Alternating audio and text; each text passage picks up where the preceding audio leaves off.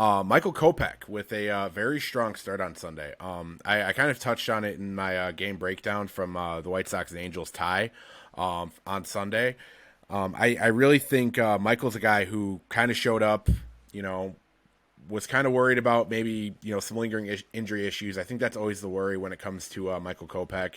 But I think he proved that he is in game shape. He's kind of ready to roll. The first two innings were phenomenal. I don't think they could have been any better. I think the third inning is where you kind of started to see him struggle a little bit with control, but I think that's something that he's going to continue to grow on.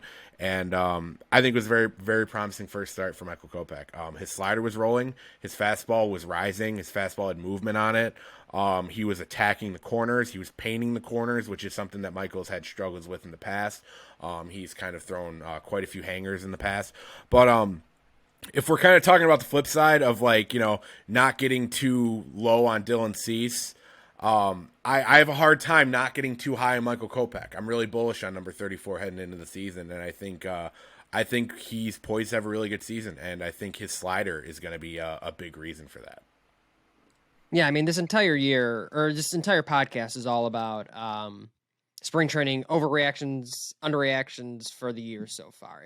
There's not much you can react to other than the 3 innings you get at a time. I think the only thing I'd add to that is he actually had really good arm side run on his fastball as well, which when Michael Kopech's at his best, he has a ton of that. And you saw at points last year when he was struggling, it looked more like a rising fastball at times, where a more typical four-seam fastball.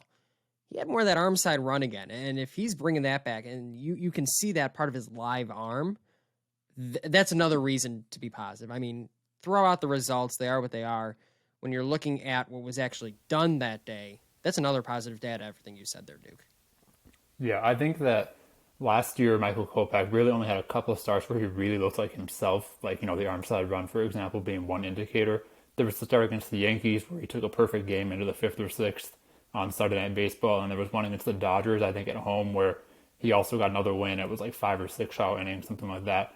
And, I mean, it's hard to look too deep into the numbers because we know he was pitching through all sorts of injuries last year and then ended up getting knee surgery. But the big thing for me, the biggest indicator is in 2021, he had a 36% strikeout rate.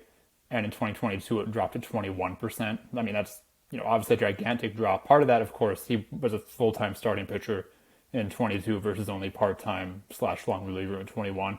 But that's the key for me. He's never going to be a true pitch to contact guy, and while it's good to have that in your back pocket, be able to get quick outs when you can, that's just not really his skill set. So I think that in the long run this year, being able to work the slider off the fastball, maybe even develop that third pitch a little more, working the changeup or the curveball, which, you know, he doesn't throw that much, but I think it has potential at least.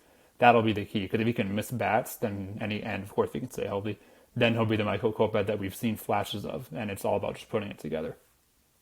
There was a really good, I guess, just short little video that the Sox put together with Yasmani Grandal, Michael Kopech, and Ethan Katz, talking about that exact thing, that changeup as being an additional pitch for him. And they basically praised his entire makeup in general. And I think that was one thing that stuck out is, you know, if you want to be a major league starter, and this is kind of what we've seen over the years, you need something out of a third pitch. You can't just not have a third pitch in your arsenal.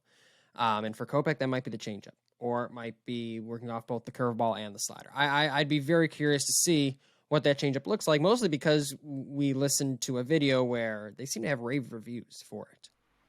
Yeah, no, for sure. And I think a lot of what we get from Michael Kopech is the arm talent's there. You know, I think being able to work with Ethan Katz, I think he sees a guy that you can work on a changeup to get developed with him. You know, I don't think his growth as a pitcher has ever been an issue. I think it's just how he kind of uses his pitch repertoire when he starts running into trouble. At least that's kind of what I saw last year. He would get really over focused on the fastball, and on the days where his fastball wasn't there, he would kind of stutter into where he was going to go with his next pitch, you know.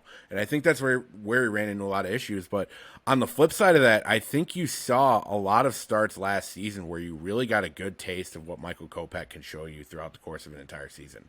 You know, Nick, I know you brought up the point where there was only really a few starts where we got to see like that total effort from Michael Kopech. I think there was a stat that showed up on the NBC Sports Chicago broadcast that kind of put him really up there as far as, I believe it was the amount of starts with 6 innings pitched, 0 earned runs, and I believe it was like 6 or 7 strikeouts. I'm not 100% clear on what the stat was, but there were some real heavy hitters in there, and Dylan Cease was below him on that list, So I think you really see an opportunity for Michael Kopech to continue to grow, and I think him being able to take coaching from a guy like Ethan Katz, who has shown clear progression with a guy like Dylan Cease, is very, very promising.